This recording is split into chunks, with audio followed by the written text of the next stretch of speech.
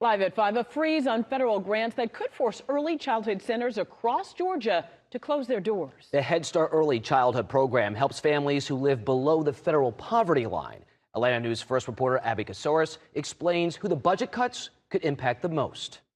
Today I talked to a woman who runs a Head Start program in 10 counties. She did not want to be named for fear of retaliation, but she says without federal funding, they'll have to close their doors, and more than 10,000 children in Georgia will be without care. The Georgia Head Start Association represents 31 agencies in Georgia, providing services like child care and early education to over 25,000 low-income children up to 5 years old. It's a program that's been around since the 60s. This is the first pathway for them to get out of poverty. Leodicia C. grew up in Stewart County, where the poverty rate is double the state's average. She was the first person in her family to graduate from college with a bachelor's and a master's. She credits her success to Head Start. Without having that early foundation of education, I don't want them to be in a situation where they are the first generation in history to be less educated than their previous generation. The Associated Press released a budget draft from the White House eliminating Head Start funding altogether.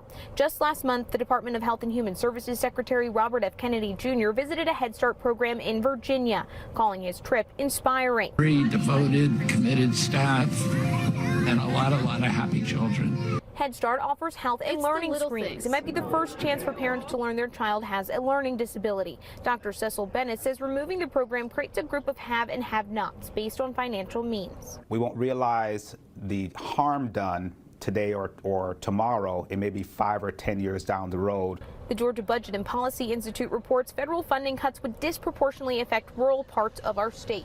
Families have become to rely on these, and to pull that safety net out is to put a big burden on those families and the state.